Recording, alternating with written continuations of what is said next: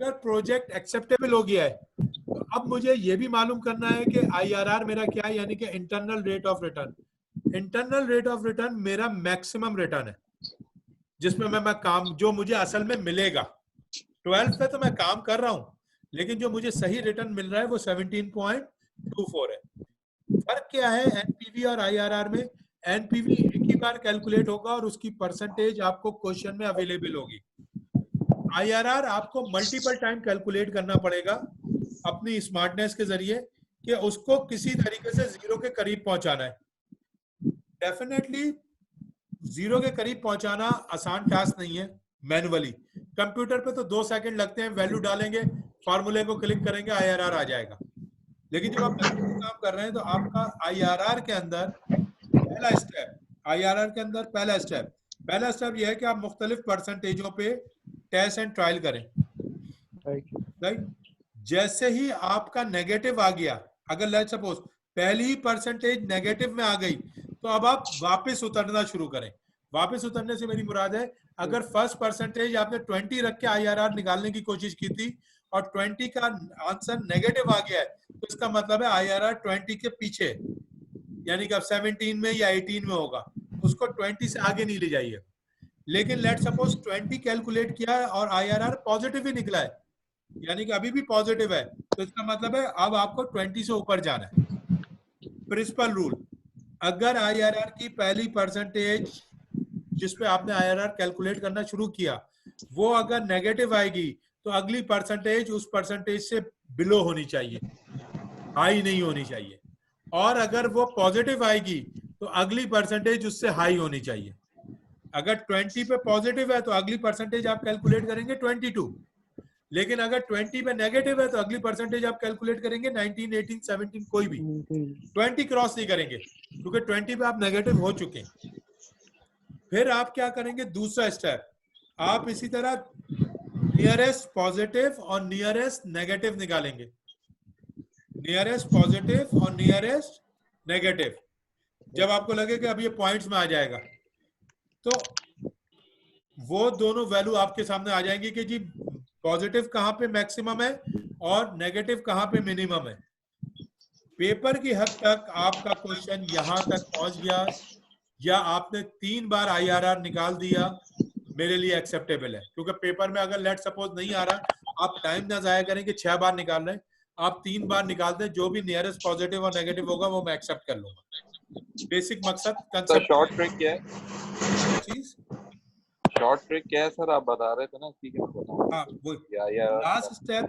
अब आपके पास देखो, अभी हमने किया था, हमारे पास एक ही आया था 17%, इस पे पॉजिटिव थे हम, कुछ ये वैल्यू थी 665, और 18% पे हमारा निकला था नेगेटिव, जो मुझे याद पड़ रहा है वो ये वैल्यू थी कोई 2094 या 49 ऐसी, जैसे यही थी 94। यही थी। बस अगर ये दो वैल्यूज आपकी निकली हैं तो आप पेपर में यहां पे भी रोक के क्वेश्चन खत्म कर दीजिएगा, नंबर मैं पूरे दे दूंगा। लेकिन डेफिनेटली हम क्योंकि सिर्फ पेपर के पॉइंट ऑफ व्यू से तो नहीं पढ़ रहे हैं, हमें थोड़ी, अब मैं कल आपसे ऑफिस में कहता हूं कि यार मुझे जरा एक्यूरेट बता दो, एक्यूरेट बताने का मैंने आपको फॉर्मूला लिखा, बड़ा सिंपल, जो पॉजिटिव वैल्यू है वो तो फिक्स हो गई,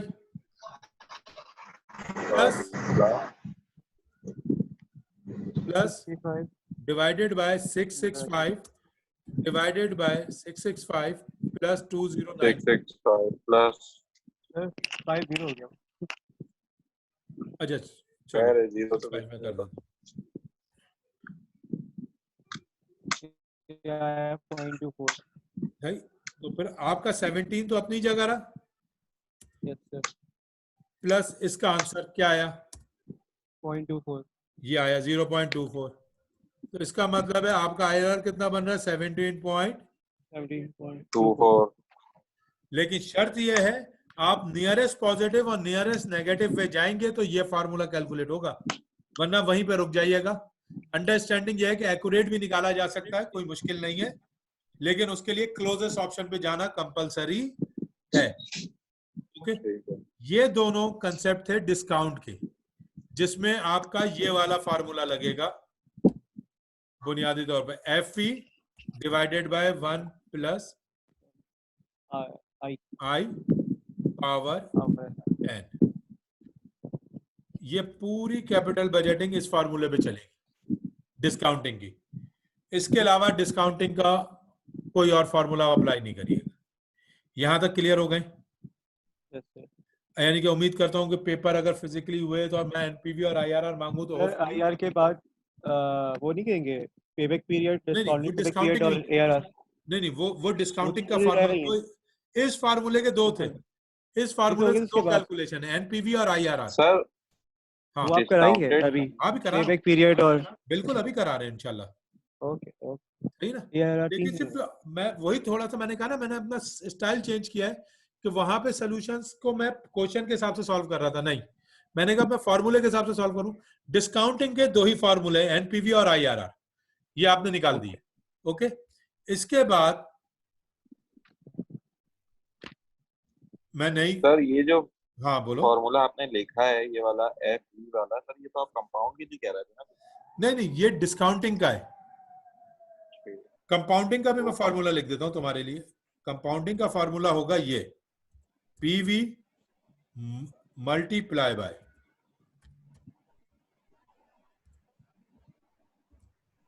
ये है फार्मूला। क्लियर हुए? सर आपने पहले हाँ वो उल्टा बोल दिया था, वो वाला आपने कंपाउंड का बोल दिया था। अच्छा, फिर बाय मिस्टेक हो गया होगा, तो उम्मीद तो नहीं है, लेकिन अगर हो गया तो सॉरी फॉर इट। आपने ये, मैं टिक के बता रहा हूँ कौन सा फार्मूला आपने अप्लाई करना है, ये वाला अप्लाई करना है। FV कौन सा फार्मूला आपने अप्लाई नहीं करना है? ओ सॉरी,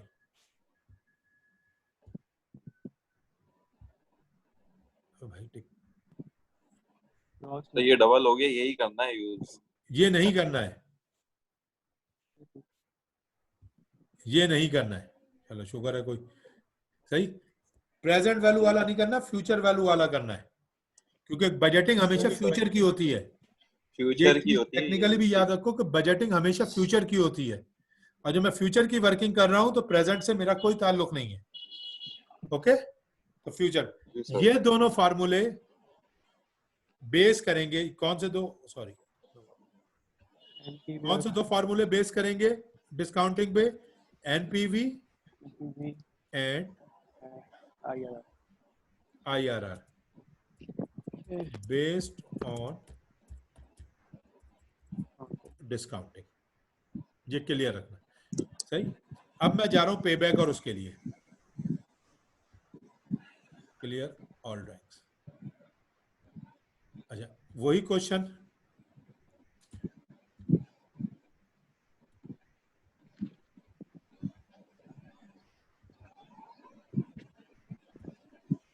वही यार, 1 2 3 4 5। बस जब डिस्काउंटिंग कर रहे होगे तो 0 से शुरू करोगे। 0 का मतलब है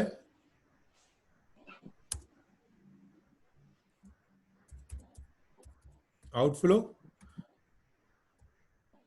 1 का मतलब, अब बाकी यहां से इनफ्लो।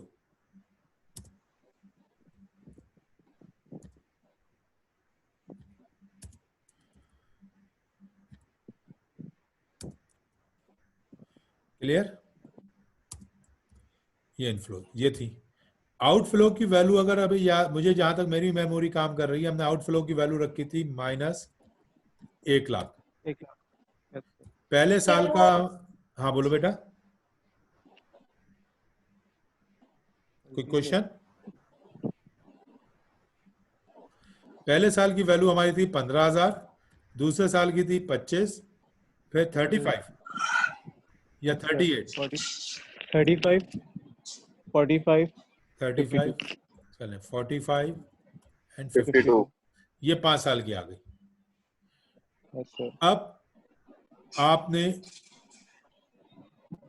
यहां पे, मैं ऊपर पहले यहां लिख दूं, कवर कितना किया? टाइम जीरो पे आपके कितने पूरे पैसे बाकी हैं? 1 लाख। टाइम 1 में आपने कितने कमा लिए? 15,000। तो अभी भी आपका नेगेटिव कितना है? 85। टाइम 2 में आपने 25 कमा लिए, लेकिन अभी भी नेगेटिव में कितना 60। टाइम 3 में 35 कमाए लेकिन अभी भी नेगेटिव है 25,000। टाइम 4 में आपने 45 कमाए, अब यहां से आप पॉजिटिव हो गए। पॉजिटिव हो गए। ये है पे बैक। यहां तक कोई कंफ्यूजन? सर जहाँ पॉजिटिव होंगे वहां पे क्वेश्चन वहां पे रोक देंगे। रुक गया क्योंकि उसके बाद तो आपका पे बैक थोड़ी है, फिर तो प्रॉफिट शुरू हो गया।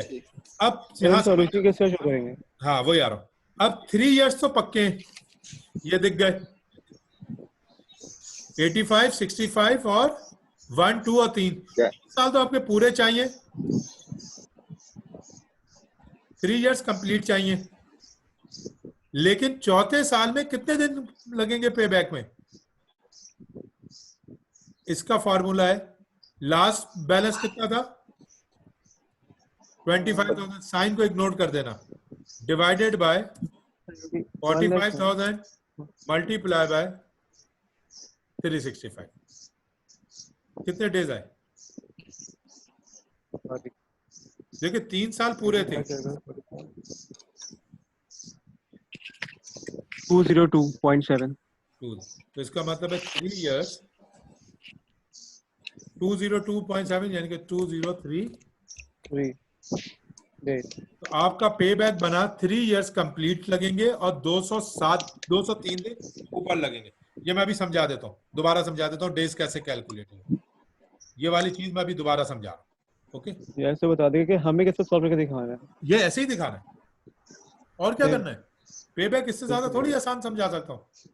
अगर वैसे बुकों को उठाओ, बड़े मुश्किल मुश्किल फार्मूला है, जो फार्मूला दिल चाहे अप्लाई कर दो।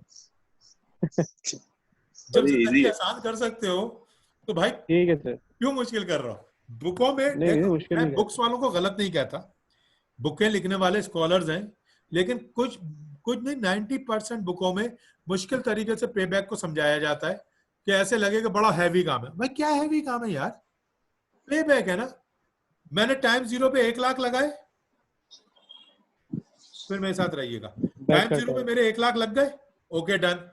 कितने कमा लिए 15, तो अभी भी बैलेंस कितने बचे 85। फिर कितने कमाए 25, बैलेंस कितना बचा 60। फिर कमाए 35, बैलेंस अभी भी मेरा ही फंसा हुआ है 25। चौथे साल कमाए 45, बैलेंस पॉजिटिव हो गया। याद रखना, जैसे ही बैलेंस पॉजिटिव होगा यहां पे आप रोक देंगे क्वेश्चन, बस इससे आगे कैलकुलेट करने की जरूरत नहीं है। तो इसका सिंपल सा मतलब ये हुआ कि 3 साल तो आपके पक्के हैं, 1, 2 और 3। 3 साल तो पूरे चाहिए। अब चौथा साल जब शुरू हुआ तो कितना बैलेंस बाकी था मेरा 25,000। मैंने कमाए कितने 45। 25,000 डिवाइडेड बाय 45, साल में कितने दिन होते हैं 365 डेज आ गए। तो इसका मतलब हुआ मुझे 3 इयर्स कंप्लीट चाहिए थे और उसके ऊपर 203 दिन, यानी कि ऑलमोस्ट 3 साल और 7 महीने के करीब मुझे लगेंगे मेरा पे बैक होने में। उसके बाद 1 साल और 5 महीने मैं एंजॉय करूंगा, मेरा लेवरेज टाइम में मेरे पैसे वापस आ गए, ये फ्री के कमा रहा हूं। तो ये ख्याल है। यहाँ तक दोबारा बता दे 45 के बाद सब 4 तो फिर दोबारा बता दें। याद आके 20,000 भी बैलेंस था, वो उसके बाद समझ नहीं आया। देखो समझना, जैसे ही माइनस का साइन हटेगा पे बैक को आगे कैलकुलेट करने की जरूरत नहीं है। जब तक माइनस का साइन है पे बैक कैलकुलेट करना है। पहले टाइम 0 पे माइनस था 1 लाख, पूरे के पूरे 1 लाख कवर करने थे। पहले साल मैंने 15,000 कमा लिए तो मैंने 85 का बैलेंस रह गया। दूसरे साल मैंने 25 कमा लिए तो 60 का बैलेंस रह गया। 35 कमा लिए तो 25 का बैलेंस रह गया। 45 कमाए तो पॉजिटिव हो गया मैं। जैसे ही पॉजिटिव हुआ मेरा पे बैक रुक गया। अब मैं पे बैक में नहीं हूं, अब तो मैं असल पैसे वसूल कर चुका हूं। तो इसका मतलब है कितने सालों तक पे बैक चला, नेगेटिव वैल्यू कितने सालों में चली 3 सालों में। मैं यहाँ टिका, फर्स्ट ईयर में नेगेटिव चली, सेकेंड ईयर चली और थर्ड ईयर में आके नेगेटिव, फोर्थ ईयर में आके नेगेटिव आपकी खुद ब खुद, फोर्थ ईयर में नेगेटिव नहीं रहा। तो इसका मतलब है 4 साल से कम मुद्दत लगी है आपको। तो जिसमें 3 साल तो पूरे लग गए वो मैंने लिख दिया। अब आपने मुझसे पूछा मुझे सर ये तो बताएं एक्यूरेट डेज कितने लगे। मैंने कहा जब तीसरा साल खत्म हुआ था तो कितना बैलेंस बाकी था? 25,000। और यानी कि जब चौथा साल शुरू हुआ तो 25,000 बैलेंस बाकी था, और मैंने कमाए कितने? 45,000। तो 25,000 को आपने 45,000 से डिवाइड कर दिया और 365 से ज़रब दे दिया, मल्टीप्लाई, तो आपके डेज भी कैलकुलेट हो गए। तो अब आपने आंसर सिंपल लिखना है, 3 years and 203 days required for payback। Clear? ये एक्यूरेट पेबैक।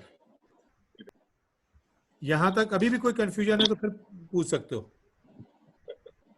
बख्याल रखना, जिस साल पॉजिटिव हो जाएगा उस साल पेबैक रुक जाएगा। जैसे ही वो पॉजिटिव होगा तो उससे ऊपर वाला बैलेंस और उस साल के कैश फ्लो को डिवाइड कर दोगे तो डेज आ जाएंगे। अच्छा, अब यही क्वेश्चन डिस्काउंटेड पेबैक है। डिस्काउंटेड पेबैक जो होगा उसमें आपको कैश फ्लो की जगह लेनी होगी वैल्यू पीवी। पहले साल तो माइनस 1 लाख ही रहा पीवी। 15,000 का आपने 12% में निकाला था, कितना आया था? अब डिस्काउंटेड पेबैक कर रहा हूं। डिस्काउंटेड पेबैक प्रेजेंट वैल्यू पे कैलकुलेट होता है। डिस्काउंटेड पेबैक प्रेजेंट वैल्यू पे कैलकुलेट होगा और नॉर्मल पेबैक कैश इनफ्लो पे कैलकुलेट होता है। 15,000 को 12% से डिवाइड कर रहे थे ना? Yes sir. तो दोबारा बताइए क्या चीज किसमें 2 कैलकुलेट मिनट। होती है? आई इज इक्वल टू, आई हमारा था नॉर्मल पेबैक। जब मैं पेबैक कहूंगा तो आप कैश इनफ्लो को माइनस करेंगे, और जब मैं डिस्काउंटेड पेबैक कहूंगा तो आप प्रेजेंट वैल्यू को माइनस करेंगे। अब 15,000 की 12% पे प्रेजेंट वैल्यू कितनी आई थी? 13393 1 साइन हटा देना माइनस की। 1,00,000 13393। 1,00,000 में से हमने माइनस किए 13393, कितनी आई? सर नेक्स्ट है 19992। नहीं नहीं, नहीं वो माइनस करो उसमें। वो अच्छा निकाल तो तुम पहले चुके हो ना, अब माइनस कर। 13393 माइनस की 866 ये जल्दी आ गया बहुत। 8607 माइनस, सॉरी 866 86607। 07। अब 25,000 को डिस्काउंट करो। अपना बैकग्राउंड नहीं दिखाओ भाई।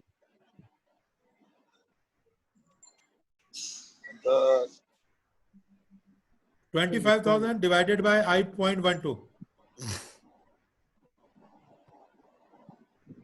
सर ये दोबारा रिपीट कर दीजिएगा। देखो मैं फिर, पे बैक 2 होते हैं।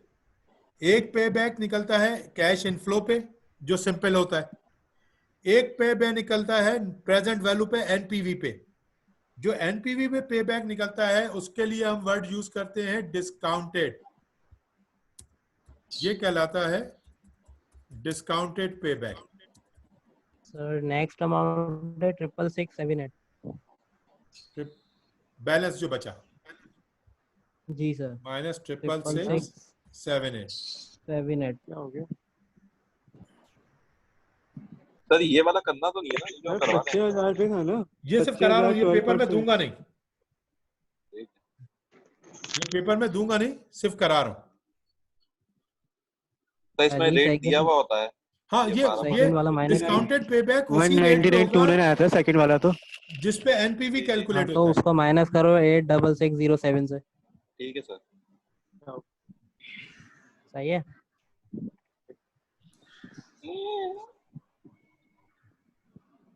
सेवन 7047।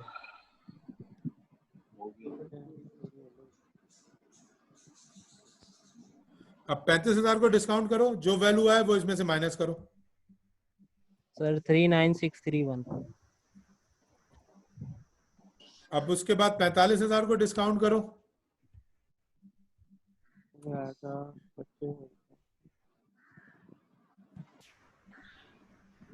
तो वैल्यूज चेक कर लीजिएगा, ये सही कैलकुलेट की हुई है ये। नहीं, वो कंसेप्ट समझाना चाह रहा हूँ। डेफिनेटली वैल्यू को भी मैं नहीं चेक कर सकता, लेकिन 1072 सही है।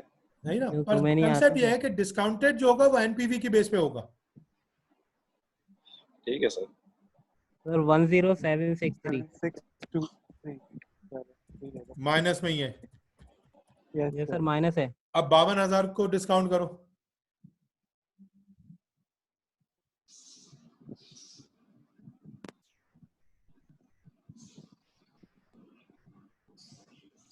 वन 18743 18743 पॉजिटिव आ गया। पॉजिटिव आ गया। Yes sir.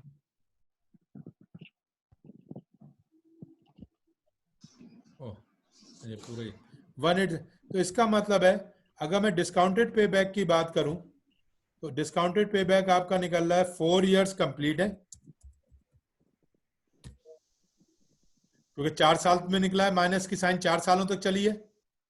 फिर आखिरी साल आपको करना है 10763 डिवाइडेड बाय वो डिस्काउंटेड पीवी जो था 5वें साल का। क्या वैल्यू थी? 52,000 का डिस्काउंटेड पीवी क्या था? 29,000 कुछ रुपए है। 29,506 29506 29506 मल्टीप्लाई बाय 365 कितने डेज आए? 133.1 133.1 तो 133 जी डेज 4 इयर्स 1 डे 4 इयर्स। अगर डिस्काउंटेड पे बैक निकालेंगे तो वो बन रहा है 4 इयर्स एंड 133 डेज, और नॉर्मल पे बैक निकालेंगे तो वो बन रहा था 3 इयर्स एंड 203 डेज। ये पे बैक्स है। पे बैक में कोई फॉर्मूला नहीं है, सिर्फ माइनस करना है। जब तक नेगेटिव वैल्यू खत्म नहीं होगी मैं माइनस करता रहूंगा। सर 231 आ रहा है डेज। इतना हो गया 10763। अच्छा सर, ये आपने 18 का नहीं निकाला, नेगेटिव वैल्यू का निकाला। सही है। नेगेटिव को, क्योंकि 18 से ठीक तो है। पॉजिटिव हो गया, पॉजिटिव से तो हमारा क्वेश्चन ही खत्म हो गया। ठीक है सर। ये 4 फॉर्मूले क्लियर हो गए। Yes sir. अब इन्हीं क्वेश्चन को, जो क्वेश्चन नंबर 6 से लेकर 13 तक है, जी सर। उनमें यही 4 फार्मूला भी कैलकुलेट कर लो। कोशिश करूंगा कि अगली क्लासेस में ARR और PI को भी समझा दूं। इजी है वो भी, लेकिन आइडिया मुझे यही हुआ कि एक साथ समझाने की सूरत में वो सारे मिक्स होके कुछ अजीब चीज बन गए थे। जी सर। ठीक ना?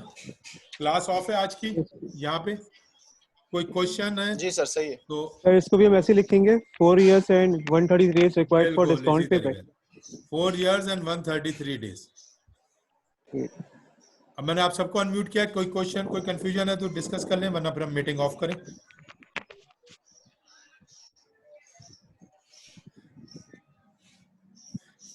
एग्जाम में कैपिटल बजटिंग तक आएगा, इससे आगे नहीं आएगा।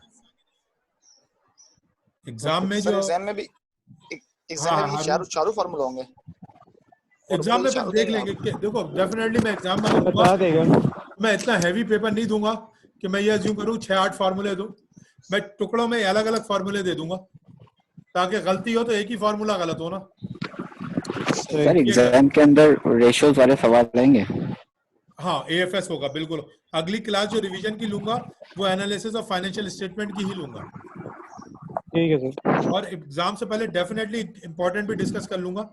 एग्जाम इंपॉर्टेंट अभी इसलिए कोई नहीं बता रहा, ना डिस्कस कर रहा हूँ चैप्टर्स, कि मुझे नहीं पता पेपर हो भी रहे नहीं। जब मैं पेपर बनाऊंगा तो मैं आपको टेंटेटिव कोर्स आउटलाइन दे दूंगा कि कहाँ से कहाँ कवर करें पेपर के लिए। ठीक है सही है ना? ओके, सही है sir. Thank you so much. Thank you so much. अभी आप कह रहे थे अपनी अपनी सर, जो अभी आप कह रहे थे चैट में। हेलो हाँ बोले सर, अभी आप कह रहे थे कि अगली क्लास में ARR वगैरह पढ़ाएंगे, तो सर वो एग्जाम में आएगा? AFS पढ़ाऊंगा। AFS बिल्कुल आएगा एग्जाम में। आएगा। हाँ AFS डेफिनेटली आएगा।